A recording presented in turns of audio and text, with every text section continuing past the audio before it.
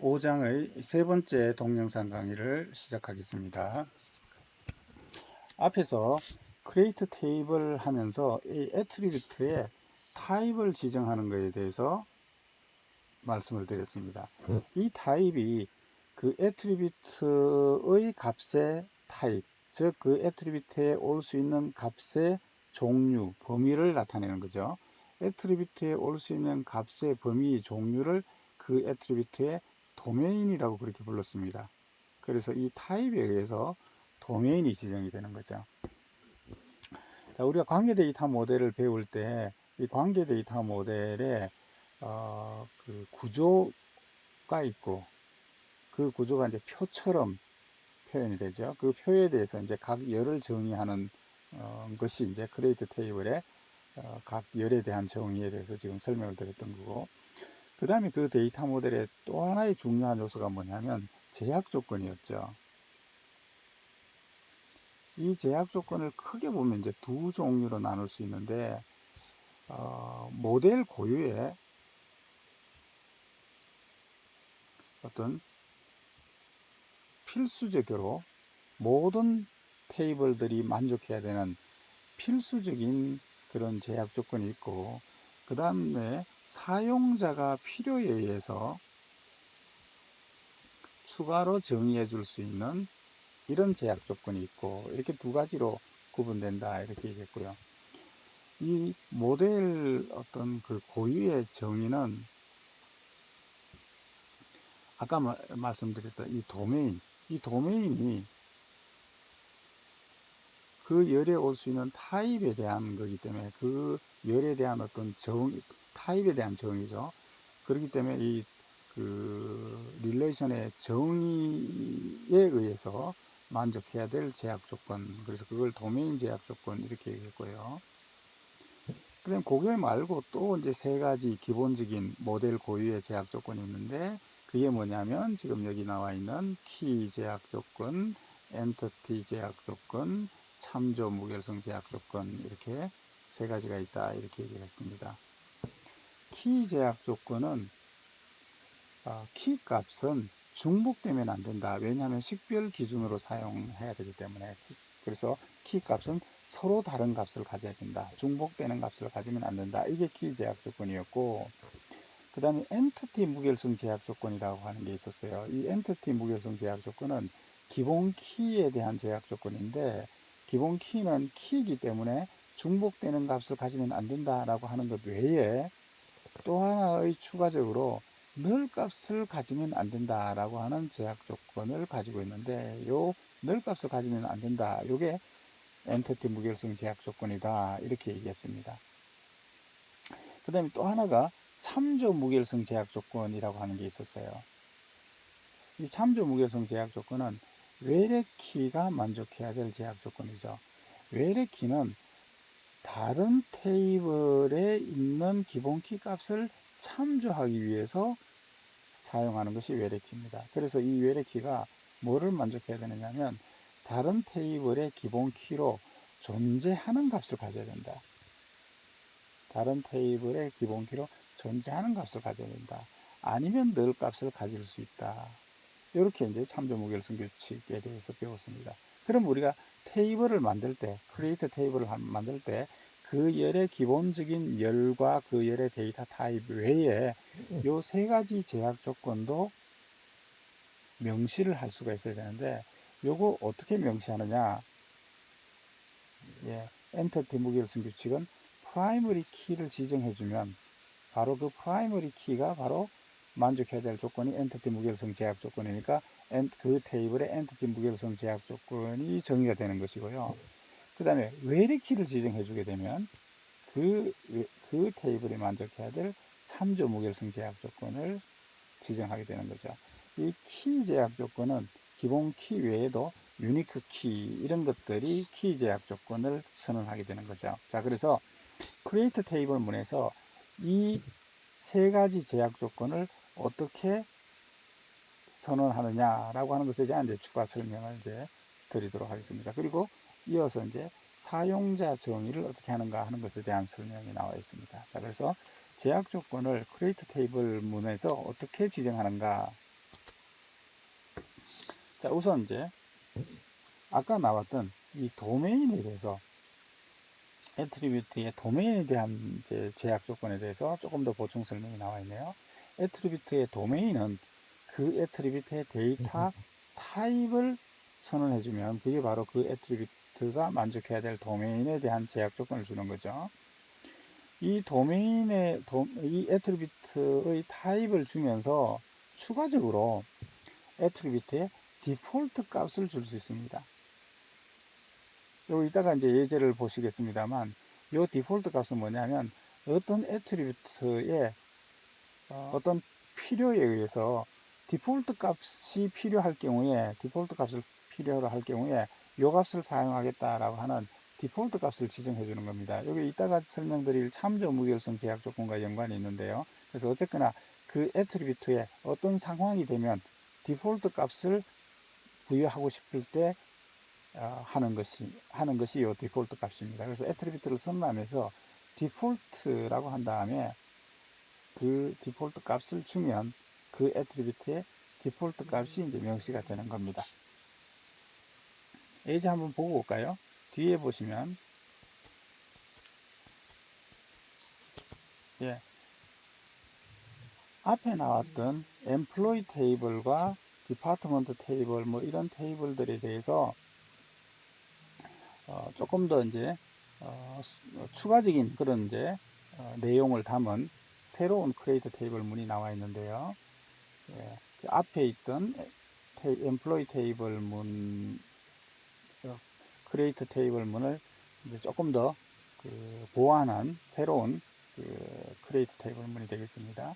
여기 보시게 되면 employee 테이블을 선언할 때 이 employee 테이블이 가지는 여러 열들에 대해서 선언을 하면서 이 DNO라고 하는 열이 있는데, 이 DNO라고 하는 열은 디파트먼트 테이블의 부서 번호를 참조하기 위해서 있는 외래키죠.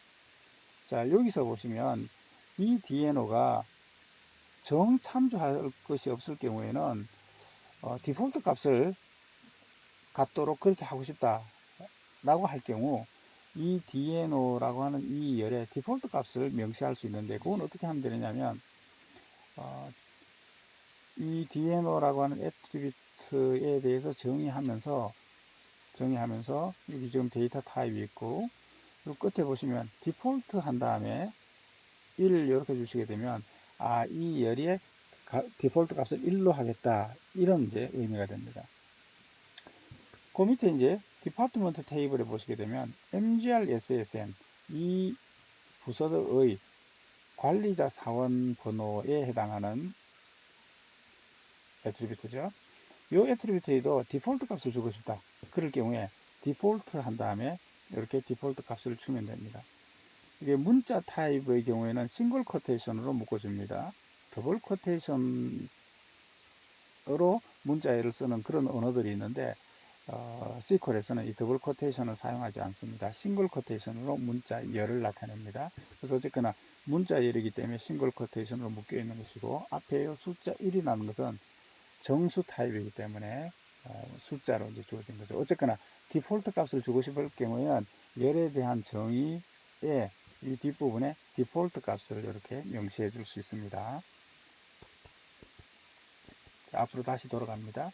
자, 그래서 어쨌거나 애트리뷰트를 선언할 때 그 애트리뷰트의 도메인, 즉 타입을 선언하는 것 외에 디폴트 값을 줄 수 있다라고 하는 것이고요. 그 다음에 그 애트리뷰트에 대해서 널이 안 됐으면 좋겠다, 널 값이 아니었으면 좋겠다 라고 하는 옵션을 주고 싶을 경우에 난널이라고 이렇게 옵션을 주시면 됩니다. 어떤 애트리뷰트 값이 널이 될 수 없다, 이게 어디서 많이 들어보셨죠? 예, 엔트 앞에 나와 있는 엔티티 무결성 규칙이죠. 이 엔티티 무결성 규칙이 기본 키 값은 널이 될 수 없다라고 하는 겁니다.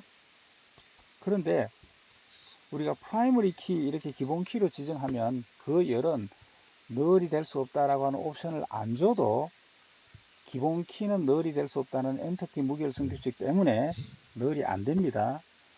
그렇지만 기본 키가 아닌 어떤 열에 대해서 이 열은 우리가 널이 안 왔으면 좋겠다 이렇게 하고 싶을 경우에 난널이라고 이렇게 옵션을 주게 되면 그 열은 기본 키는 아니지만 너를 허용하지 않도록 추가적인 옵션을 줄 수 있다라고 하는 겁니다.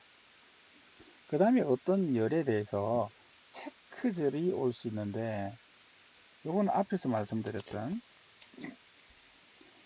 제약 조건 중에서 사용자가 필요에 의해서 어떤 제약 조건을 주고 싶을 경우에 그 사용자의 필요에 따라서 제약 조건을 정의할 때 요 체크라고 하는 절을 사용해서 줄 수 있습니다.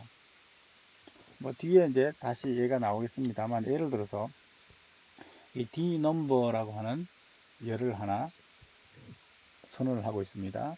이 열의 데이터 타입이 정수형으로 되어 있습니다. 이 열은 늘 값이 안 왔으면 좋겠다. 그래서 난널이라는 옵션을 이렇게 줬습니다. 그 다음에 이 D 넘버라고 하는 것에 대해서 우리 업무상 어떤 추가적으로 규칙을 주고 싶어요. 그러면 체크라고 한 다음에 이 안에다가 규칙을 주시면 됩니다. 그러면 이 규칙을 추가로 사용자가 필요에 의해서 정의를 해준 겁니다. 그래서 이 규칙을 추가로 만족해야 된다라고 하는 사용자 정의 규칙을 줄 때 이렇게 체크하시면 됩니다. 자, 뭔가 봤더니만 이 D 넘버라고 하는 이 열의 값은 0보다는 크고 21보다는 작다 이렇게 되어 있습니다. 다시 말하면 이 회사는 부서 번호를 1번부터 20번 사이에 정수값으로 쓰고 싶은가 봐요. 그래서 부서 번호가 요 범위 안에 있다라고 하는 추가적인 제약 조건을 줄 때 이렇게 체크하면서 주면 됩니다. 자, 요거는 이제 애트리뷰트에 대한 어떤 그 정의를 할 때 추가적인 어떤 제약에 대한 옵션을 주는 디폴트 값, 난널, 체크절에 대해서 설명을 드렸습니다. 자, 그 다음에 키 제약 조건과 엔티티 무결성 제약 조건을 주고 싶다 라고 하게 되면 어떻게 하느냐, 프라이머리 키라고 하는 절을 이용해서 프라이머리 키를 지정해 주면 됩니다. 이 프라이머리 키라는 절은 기본 키를 지정하게 되는 거죠. 이렇게 기본 키를 지정하게 되면 이 기본 키로 지정된 열은 엔티티 무결성 규칙을 만족해야 되죠. 물론 키 제약 조건도 만족해야 되고. 그래서 키 제약 조건과 엔티티 무결성 제약 조건을 명시하는 방법은 프라이머리 키를 지정해 주면 됩니다. 이 프라이머리 키는 앞에서 별도의 절로 프라이머리 키를 지정하는 예제를 보셨는데, 여기서 보시는 예제처럼 열에 대한 정의를 하면서 어떤 열에 대한 정의를 하면서 열에 대한 이름이 있고 타입이 있고 이렇게 정의하면서 이게 기본 키다 라고 해서 프라이머리 키 이렇게 옵션을 주셔도 기본 키를 지정할 수 있습니다. 그 다음에 유니크절을 사용을 해서 후보 키를 지정을 해줄 수가 있죠. 이 후보 키가 키 제약 조건을 만족해야 되는 거죠. 서로 구별된 값을 줘야 되는 거죠. 이 유니크도 마찬가지로 별도의 절로 후보 키를 지정해 줄 수도 있고, 여기 보시는 것처럼 열에 대한 정의를 하면서 유니크라고 이렇게 주시면 이것도 역시 후보 키를 지정해 주는 방법이 되겠습니다. 자, 그래서 어쨌거나 키 제약 조건, 엔티티 무결성 제약 조건을 주는 방법은 기본 키를 지정하거나 유니크절을 지정하게 되면 키 제약 조건 또는 엔티티 무결성 제약 조건을 명시하게 되는 겁니다. 참조 무결성 규칙은 어떻게 명시를 하느냐, 참조 무결성 조건을 어떻게 주느냐, 그것은 포린 키를 지정을 해주면 됩니다. 앞에서 보셨던 것처럼 포린 키 한 다음에 어떤 열이 어떤 키가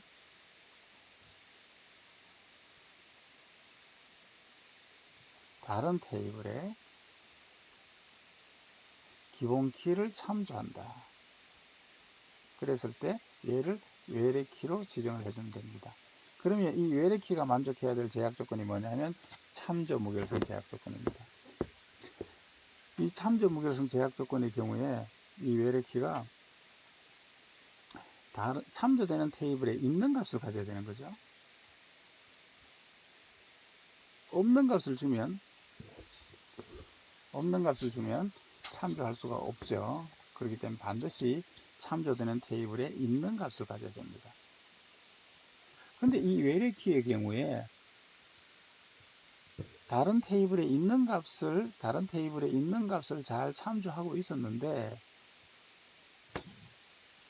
이 참조되는 테이블의 어떤 터플에 값이 변경된다든가 터플이 삭제된다든가 이렇게 할 경우에, 아까는 문제가 없었는데 이쪽 테이블에 뭔가 변화가 생기면 이쪽 외래키 참조 무결성 규칙에 뭔가 영향을 주죠.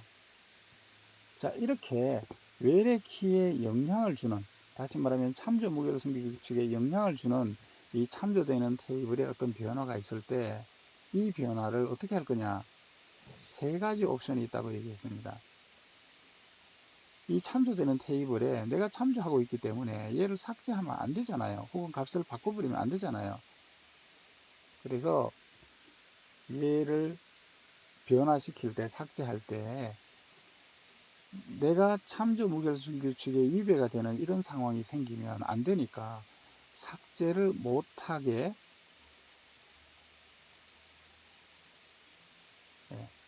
참조되는 테이블의 삭제나 변경을 못하게 제한하는, 방지하는 이런 방법이 있습니다. 이 옵션을 뭐라고 그랬냐면 리스트릭트 옵션이다 이렇게 얘기했습니다.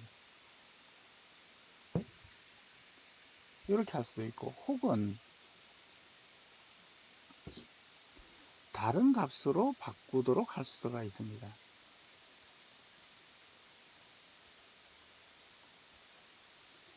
얘가 삭제돼 버리면 내가 참조할 게 없어지니까 문제가 되죠. 그래서 이 값을 다른 값으로 바꾸는 거예요. 주로 다른 값으로 바꿀 때 뭐로 바꾸느냐면 null로 바꾸거나 디폴트 값으로 바꿉니다.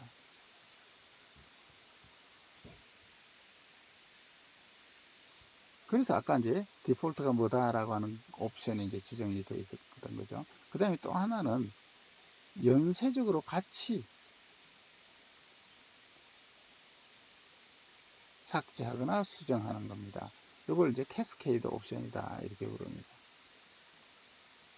그래서 어쨌거나 내가 아까 참조하고 있을 때는 문제가 없었는데 참조되는 쪽에서 삭제가 이루어지거나 변경이 되었을 경우에 내가 참조 무결성 규칙을 위반해야 되는 이런 상황이 생길 경우 어떻게 조치를 취하느냐, 세 가지 옵션이 있는데 이 세 가지 옵션 중에 뭐를 사용할 거냐라고 하는 것을 포린 키를 지정하면서 그 옵션을 표시를 해줘야 됩니다.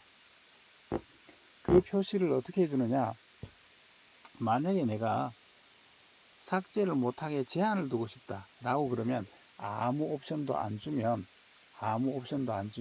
이건 리스트릭트 옵션입니다. 다시 말하면 내가 참조하고 있으면 너 삭제하면 안 돼, 이렇게 삭제 못하게 제한을 하는 겁니다.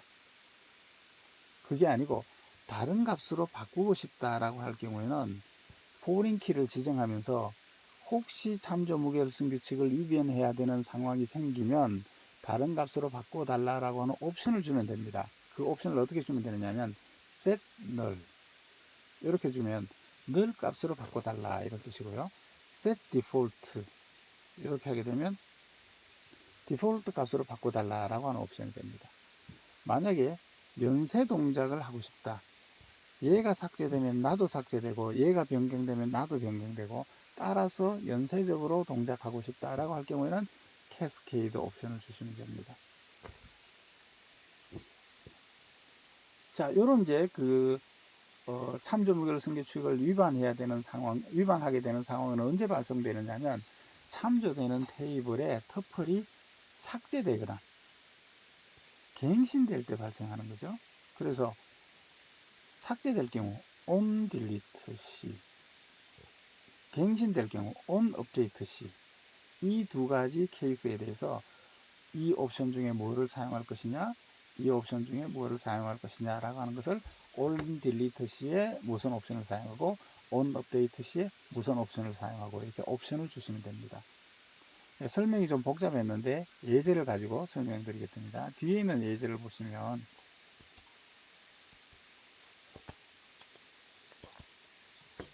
자, 여기 뒤에 있는 예제 보시면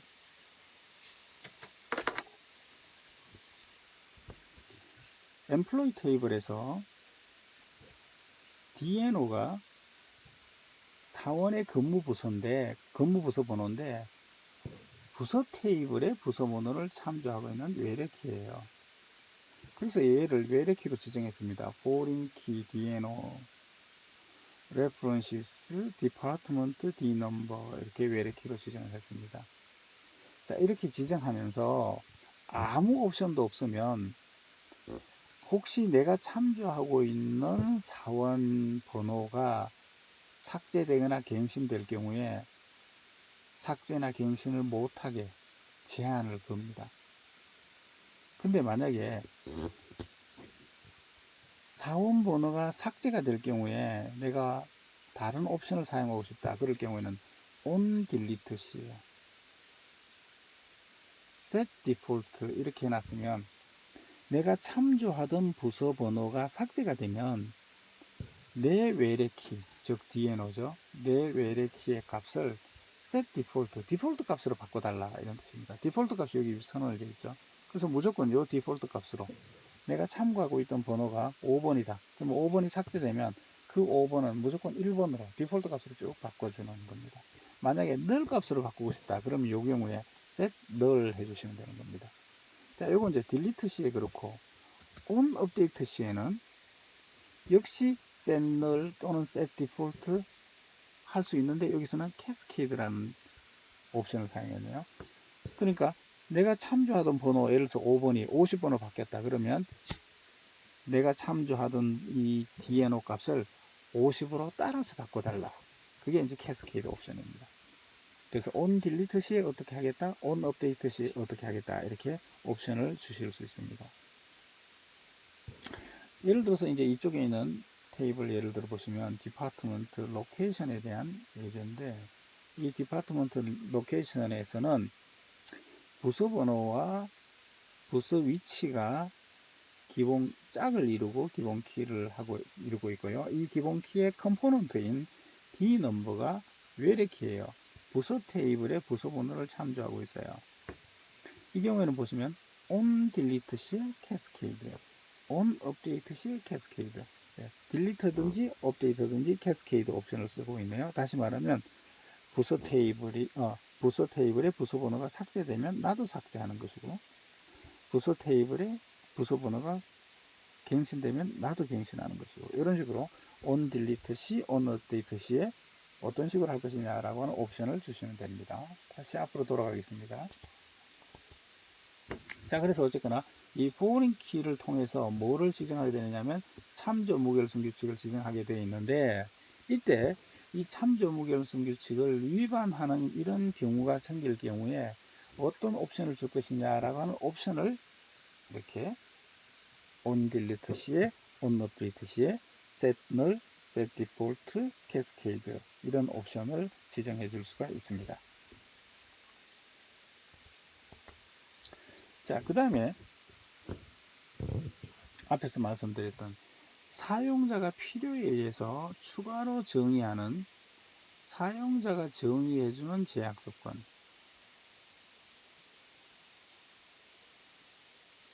이 제약 조건은 체크라고 하는 절에서 이렇게 규칙을 줄 수 있는데, 이 규칙 앞에다가 이름을 하나 붙여놓고 이 규칙을 수정하거나 이 규칙을 삭제하거나 이렇게 할 수 있습니다. 그래서 이 사용자 정의 규칙을 주고 싶을 경우에 constraint라고 하는 절을 통해서 사용자 정의 규칙을 줄 수 있습니다. 자, 요 사용자 정의 규칙을 주는 예제를 뒤에서 한번 보시면,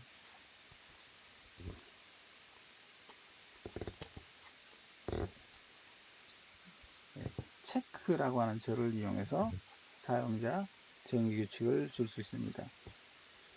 자, 여기 보시게 되면 이제 예제가 있네요.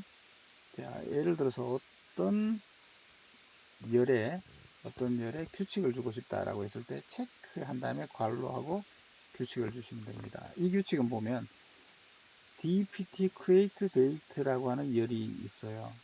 이 열하고 mgr start date라고 하는 열이 있어요.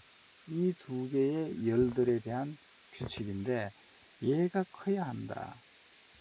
얘는 부서가 만들어진 날짜고요. 이거는 부서의 관리자가 발령된 날짜인데 부서가 만들어지기 전에 관리자가 발령받았다. 이건 말이 안 되죠.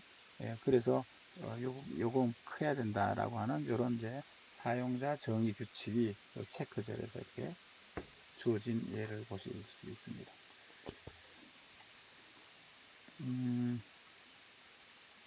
이 앞의 예제에서는 체크절을 사용한 예는 없네요.